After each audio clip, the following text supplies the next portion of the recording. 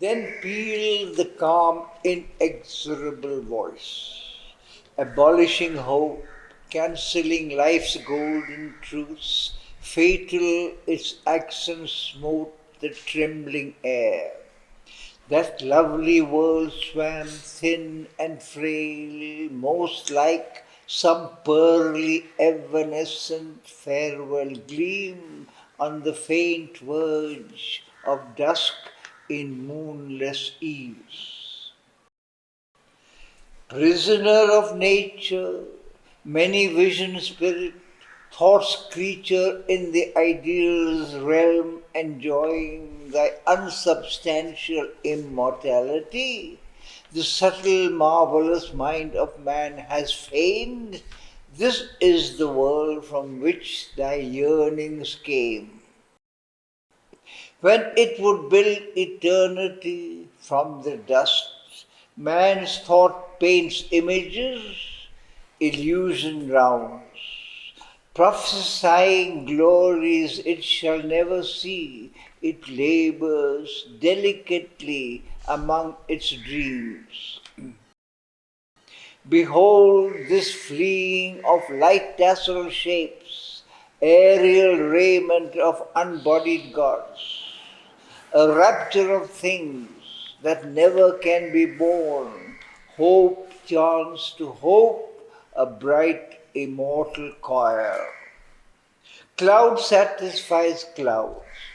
Phantom to longing phantom leans sweetly, sweetly is clasped or sweetly chased. This is the stuff from which the ideal is formed. Its builder is thought, its base the heart's desire, but nothing real answers to their call. The ideal dwells not in heaven nor on the earth, a bright delirium of man's ardor of hope, drunk with the wine of its own fantasy. It is a brilliant shadow's dreamy trail. Thy vision's error builds the azure skies. Thy vision's error drew the rainbow's arc. Thy mortal longing made for thee a soul. This angel in thy body thou callest love, who shapes his wings from thy emotions' hues, in a ferment of thy body has been born, and with the body that housed it, it must die. It is the passion of thy yearning cells. It is flesh that calls to flesh to serve its lust. It is thy mind that seeks an answering mind and dreams a while that it has found its mate. It is thy life that asks a human prop to uphold its weakness, lonely in the world, or feed its hunger on another's life. A beast of prey that pauses in its prowl, it crouches under a bush in splendid flower to seize a heart and body for its food. This beast thou dreamest, immortal and a god. O human mind, vainly thou torturest an hour's delight to stretch through infinity's long void and fill its formless, passionless gulfs, persuading the insensible abyss to lend eternity to perishable things, and trickest the fragile movements of thy heart with thy spirit's feint of immortality. All here emerges, born from nothingness. Encircled, it lasts by the emptiness of space, a while upheld by an unknowing force, then crumbles back into its parent nought. Only the mute alone can forever be. In the alone there is no room for love. In vain to clothe love's perishable mud, thou hast woven on the immortal's borrowed loom the ideal's gorgeous and unfading robe. The ideal never yet was real made. Imprisoned in form, that glory cannot live. Into a body shut, it breathes no more. Intangible, remote, forever pure, a sovereign of its own brilliant void, unwillingly it descends to earthly air to inhabit a white temple in man's heart. In his heart it shines, rejected by his life. Immutable, bodiless, beautiful, grand and dumb. Immobile on its shining throne it sits. Dumb it receives his offering and his prayer.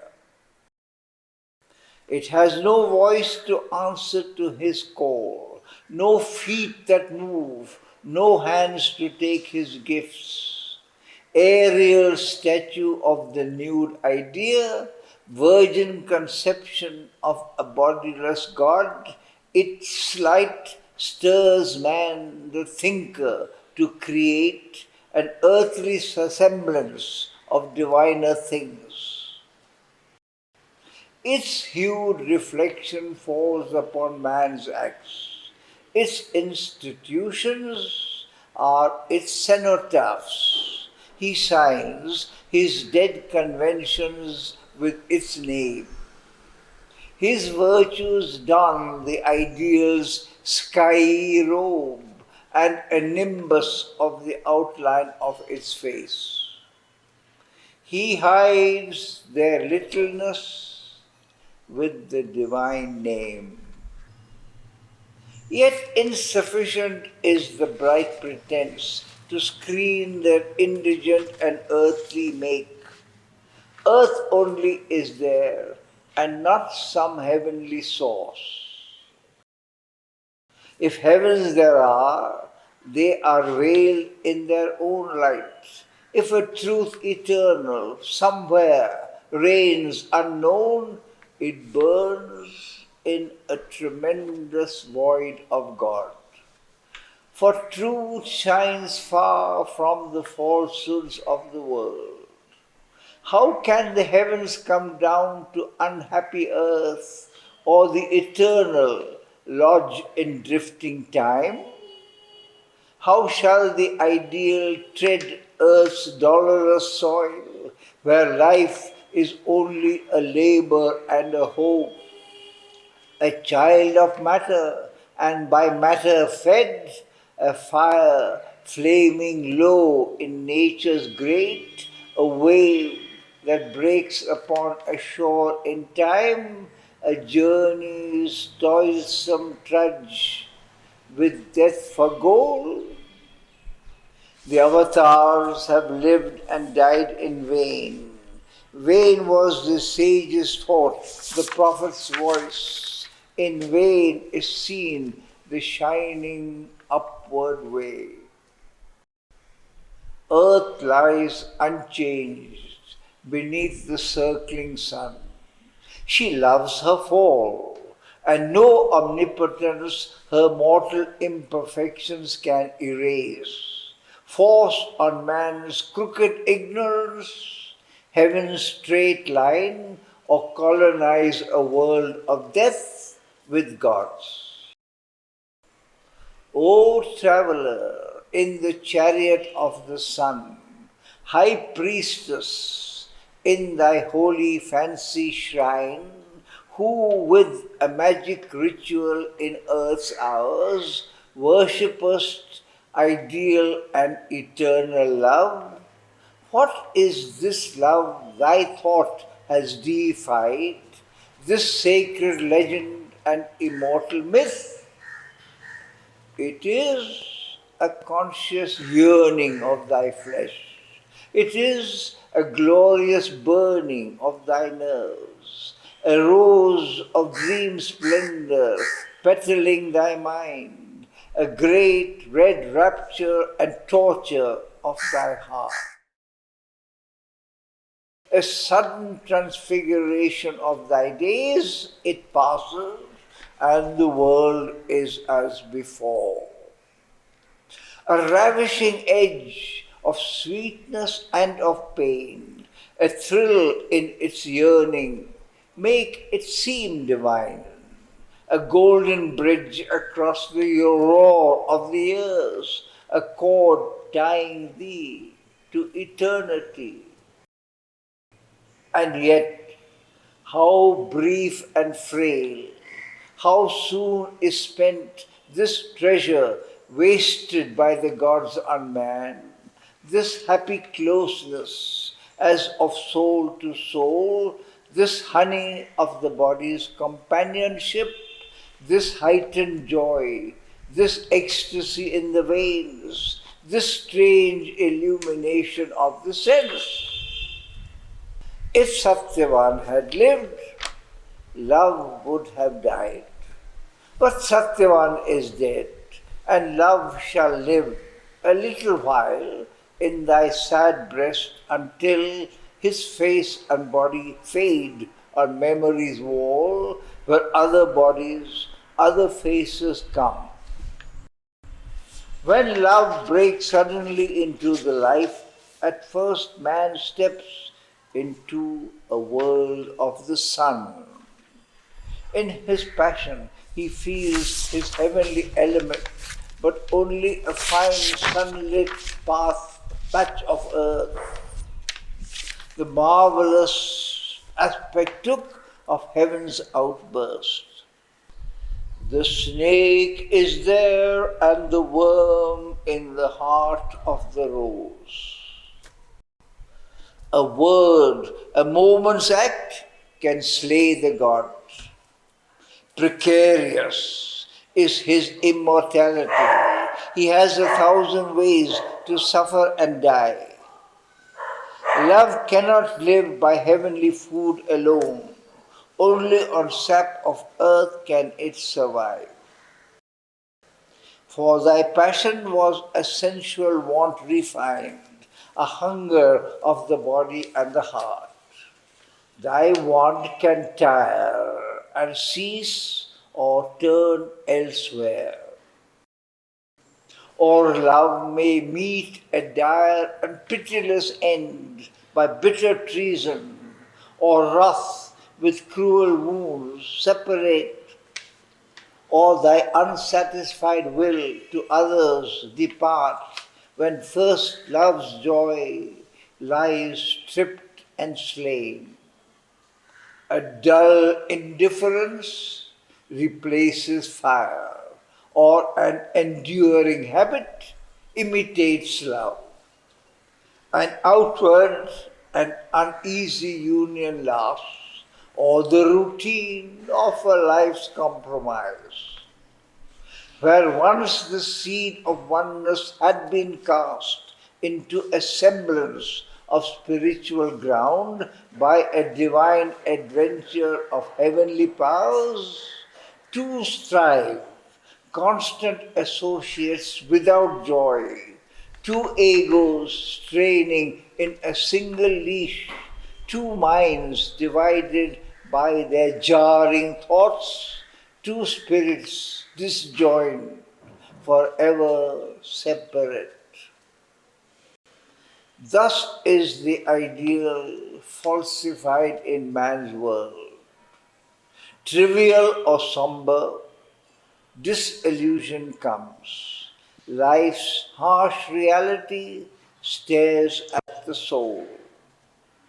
Heaven's hour, adjourned, flees into bodiless time.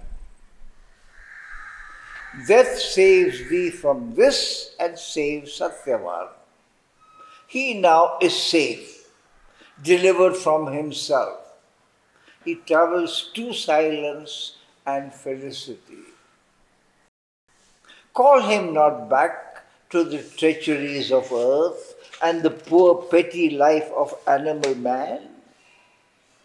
In my vast, tranquil spaces, let him sleep in harmony with the mighty hush of death, where love lies slumbering on the breast of peace. And thou, go back alone to thy frail world. Chastise thy heart with knowledge, unhood to see thy nature raised into clear living heights, the heaven bird's view from unimagined peaks. For when thou givest thy spirit to a dream, soon hard necessity will smite thee away. Purest delight began, and it must end. Thou too shalt know thy heart no anchor swinging, thy cradle soul moored in eternal seas. Vain are the cycles of thy brilliant mind. Renounce, forgetting joy and hope and tears, thy passionate nature in the bosom profound of a happy nothingness and wordless calm, delivered into my mysterious rest. One with my fathomless nihil, all forget. Forget thy fruitless spirit's waste of force. Forget the weary circle of thy birth. Forget the joy and the struggle and the pain, the vague spiritual quest which first began when worlds broke forth like clusters of fireflowers and great burning thoughts voyaged through the sky of mind, and time and its aeons crawled across the vast, and souls emerged into mortality. But Savitri replied to the dark power, a dangerous music now thou findest, O death, melting thy speech into harmonious pain, and flutest alluringly to tired hopes thy falsehoods mingled with sad strains of truth. But I forbid thy voice to slay my soul. My love is not a hunger of the heart. My love is not a craving of the flesh. It came to me from God, to God returns. Even in all that life and man have marred, a whisper of divinity still is heard. A breath is felt from the eternal sphere, allowed by heaven and wonderful to man, a sweet fire rhythm of passion chants to love. There is a hope in its wild, infinite cry. It rings with callings from forgotten heights, and when its strains are hushed to high-winged souls in their empyrean, its burning breath survives beyond the rapturous core of suns that flame forever, pure in skies unseen. A voice of the eternal ecstasy. One day I shall behold my great sweet world, put off the dire disguises of the gods, unveiled from terror and disrobed from sin. Appeased, we shall draw near our mother's face. We shall cast our candid souls upon her lap. Then shall we clasp the ecstasy we chase. Then shall we shudder with the long-sought God, then shall we find heaven's unexpected strain. Not only is there hope for Godhead's pure, the violent and darkened deities leap down from the one breast in rage to find what the white gods had missed. They too are safe. A mother's eyes are on them, and her arms, stretched out in love, desire her rebel sons. One who came, love and lover and beloved, eternal, built himself a wondrous field and wove the measures of a marvelous dance. There in its circles and its magic turns, attracted he arrives, repelled he flees. In the wild, devious promptings of his mind, he tastes the honey of tears and puts of joy, repenting, and has laughter and has wrath, and both are a broken music of the soul which seeks out reconciled its heavenly rhyme. Ever he comes to us across the years, bearing a new face that is the old. His bliss laughs to us, or it calls concealed, like a far-heard, unseen, entrancing flute from moonlit branches in the throbbing woods, tempting our angry search and passionate pain. Disguised, the lover seeks and draws our souls. He named himself for me, Guru Satyavan. For we were man and woman from the first, the twin souls born from one undying fire. Did he not dawn on me in other stars? How has he, through the thickets of the world, pursued me like a lion in the night, and come upon me suddenly in the ways, and seized me with his glorious golden leap? Unsatisfied, he yearned for me through time, sometimes with wrath, and sometimes with sweet peace, desiring me since first the world began. He rose like a wild wave out of the floods and dragged me helpless into seas of bliss. Out of my curtained past, his arms arrived. They have touched me like the soft, persuading wind. They have plucked me like a glad and trembling flower and clasped me happily, burned in ruthless flame. I too have found him charmed in lovely forms and run delighted to his distant voice and pressed to him past many dreadful bars. If there is a yet happier, greater God, let him first wear the face of Satyavan, and let his soul be one with him I love. So let him seek me, that I may desire. For only one heart beats within my breast, and one God sits there throned. Advance, O death, beyond the phantom beauty of this world, for of its citizens I am not one. I cherish God the fire, not God the dream.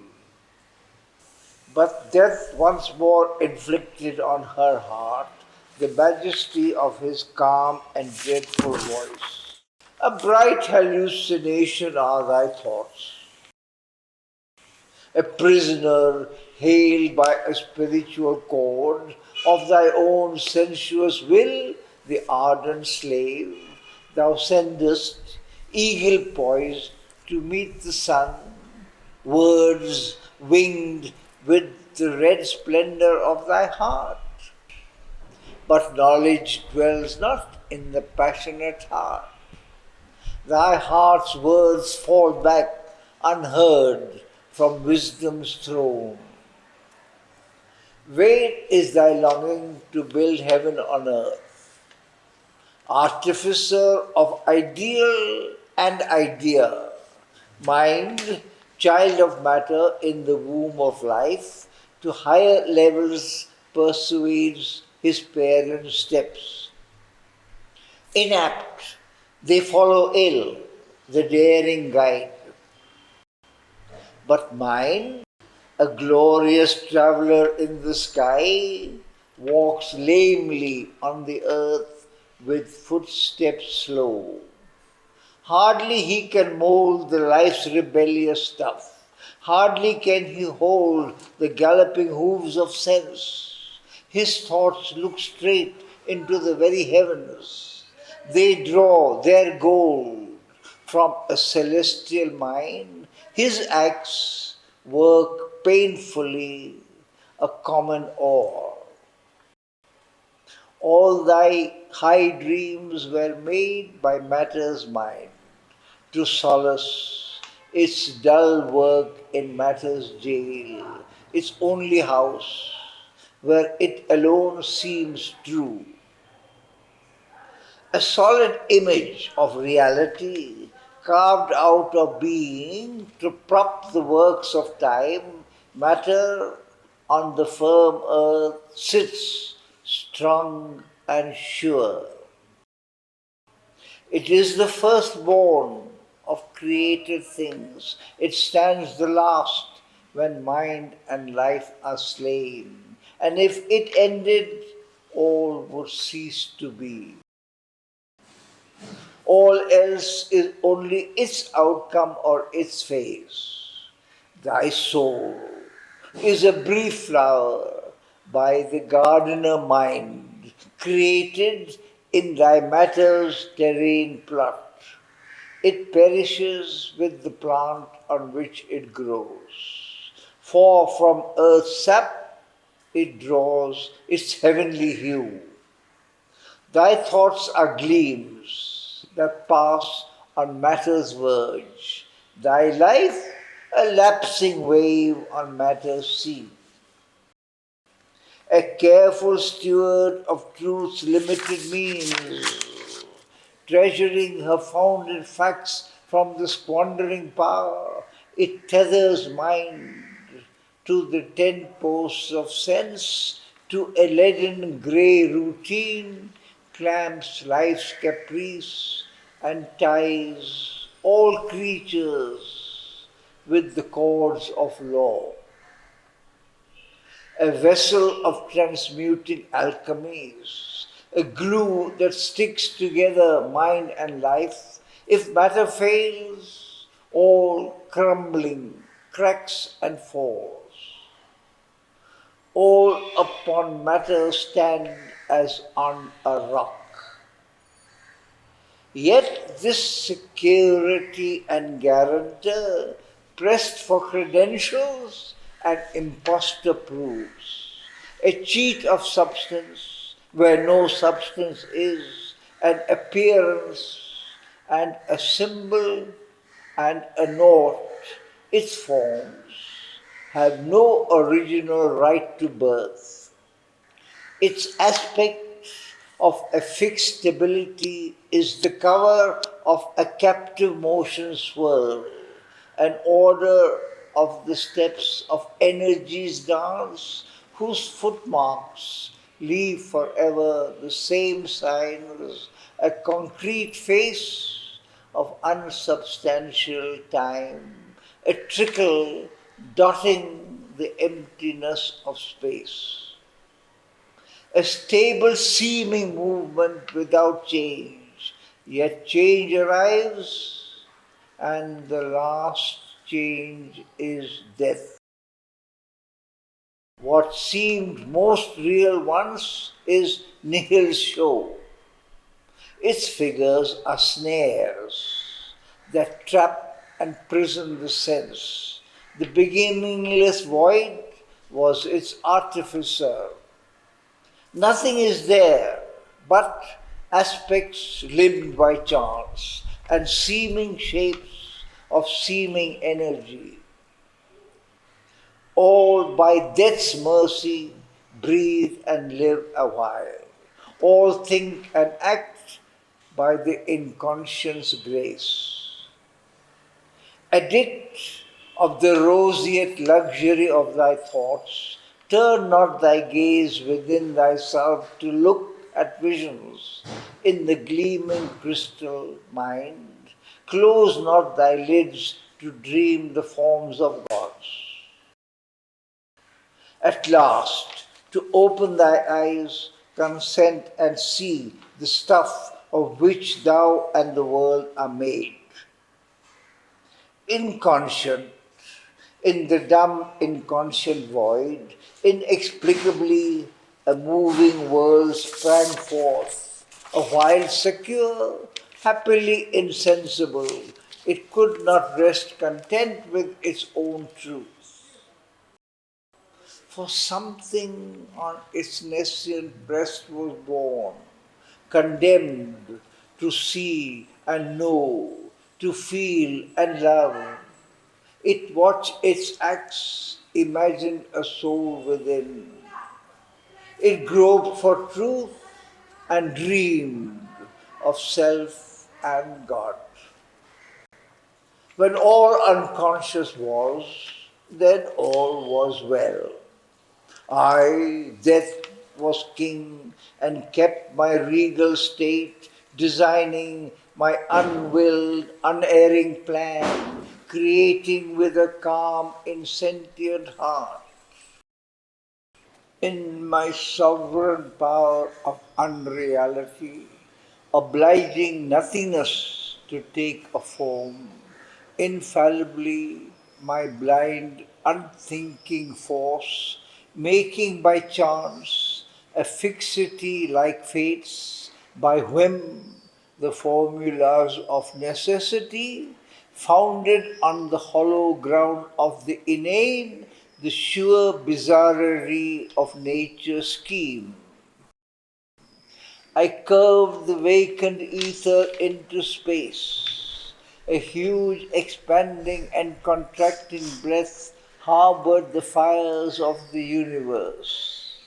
I struck out the supreme original spark and spread its sparse ranked armies through the inane, manufactured the stars from the occult radiances, marshaled the platoons of the invisible dance. I formed earth's beauty out of atom and gas and built from chemic plasm the living man. Then thought came in and spoiled the harmonious world. Matter began to hope and think and feel. Tissue and nerve bore joy and agony. The inconscient cosmos strove to learn its task. An ignorant personal God was born in mind, and to understand, invented reason's law. The impersonal void throbbed back to man's desire. A trouble rocked the great world's blind still heart, and nature lost her wide immortal calm. Thus came this warped, incomprehensible scene of souls enmeshed in life's delight and pain, and matter's sleep and mind's mortality, of beings in nature's prison, waiting death and consciousness left in seeking ignorance and evolution's slow, arrested plan. This is the world in which thou movest astray, in the tangled pathways of the human mind, in the issueless circling of thy human life, searching for thy soul and thinking God is here. But where is room for soul or place for God in the brute immensity of a machine? A transient breath thou takest for thy soul, born from a gas, a plasm, a sperm, a gene, a magnified image of man's mind for God, a shadow of thyself thrown upon space. Interposed between the upper and nether void, thy consciousness reflects the world around in the distorting mirror of ignorance, or upward turns to catch imagined stars. Or if a half truth is playing with the earth, throwing its light on a dark, shadowy ground, it touches only and leaves a luminous smudge.